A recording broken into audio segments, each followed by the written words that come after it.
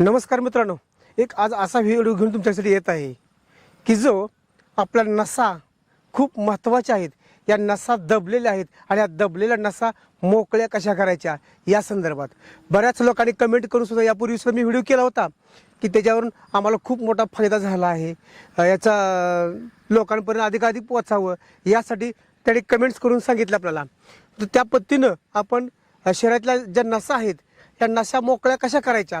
आता प्रामुख्यानं मणक्याच्या नसा असतील, कमरेच्या, गुडघ्या नसा असतील, स्नायूच्या सगळ्या नसा असतील, या सर्व नसा किंवा पाठीवरती ज्या नसा असतात, मानेच्या नसा असतात, या सर्व काय कुठेतरी दबलेले असते आणि दबल्यामुळं त्याचा इतका त्रास आपल्याला सहन करावा लागतो.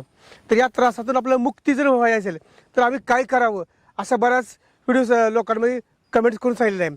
तर त्याच्यावर व्हिडिओ आम्हाला पाठवा असं लोकांनी सांगितलं.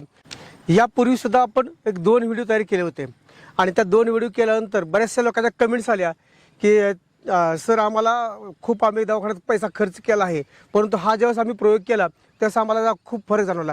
त्याचे जे 2 व्हिडिओ होते ते 2 व्हिडिओ जवळजवळ 6.5 लाखापर्यंत गेला, 3-3.5 लाखापर्यंत गेलेला आहे. बऱ्याच लोकांनी मला असं म्हणायचा उद्देश नाही की तुम्हाला दवाखान्यात जाऊ नका असं म्हणायचं नाही, परंतु जर आपल्याला थोडक्यामध्ये घरातल्या घरात जर उपचार होत असेल तर आपल्याला हा प्रयोग करायला आपल्याला काहीच हरकत नाही विना खर्चाचा.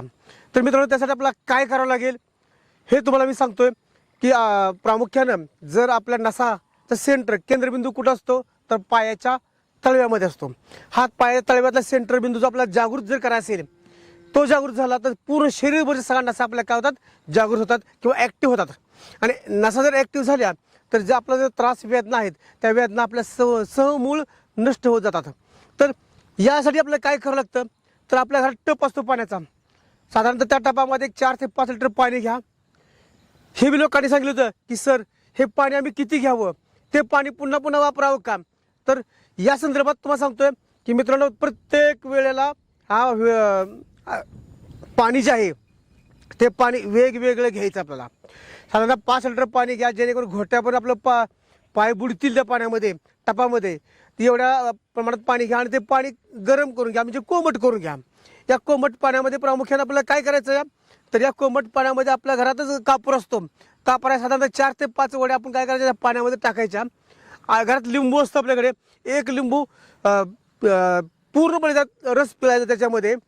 आणि जर काय कापूर आपल्याकडे उपलब्ध असेल, भीमसेन कापूर असेल तर सगळ्यात चांगलीच गोष्ट. त्या पाण्यामध्ये भीमसेन कापूर टाकायचं चालतोय. आणि आपल्या घरात मीठ हे उपलब्ध असतं, मोठं मीठ असतं आपल्याकडे, तर ते मोठं मीठ एक खोंगाभर असतं त्यामध्ये टपामध्ये टाकायचं. हे सगळं मिश्रण एकजीव करायचं, हलवायचं आणि त्या कोमट पाण्यामध्ये काय करायचं, आपण खुर्चीवरती बसायचं आणि पाय आत सोडायचे.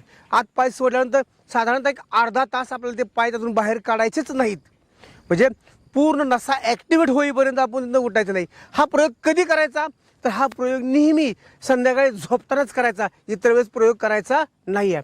ज्यावेळेस आपण संध्याकाळी झोपतोय त्या झोपण्याच्या वेळामध्ये आपलं कुठं हालचाल करत नाही, पण काहीच नाही, तर अशा वेळेला काय करायचं की तो अर्धा तास त्या पाण्यामध्ये पाय बुडून आपण बसायचं. असं जर आपण 4 ते 5 दिवस जर केलं तर तुमच्या गुडघ्याच्या नसा ज्या असतात त्या नसा ॲक्टिव्ह होतील, त्यामुळे गुडघेदुखी तुमची कमी होईल. कमरेच्या नसा ॲक्टिव्ह होतील, ते कमरेदुखी तुमची कंबरदुखी कमी होईल. किंवा फ्रोजन शोल्डरचा जो त्रास तुम्हाला होतो, या खांद्याचा त्रास जो होतो, तो त्रास तुमचा काय होईल, पूर्णपणे नष्ट होऊन जाईल. मित्रांनो, हा प्रयोग करून बघायला काय अडचण नाही, ह्याला कुठलाही पैसा लागत नाही, काही नाही. हा प्रयोग करा, अनुभव घ्या आणि मला कमेंट करून सांगा की आम्हाला याचा फायदा झाला आहे किंवा नाही. आणि ज्यावेळेस आपल्याला अनुभव चांगला येतो त्यावेळेस व्हिडिओ शेअर करायला विसरू नका. धन्यवाद.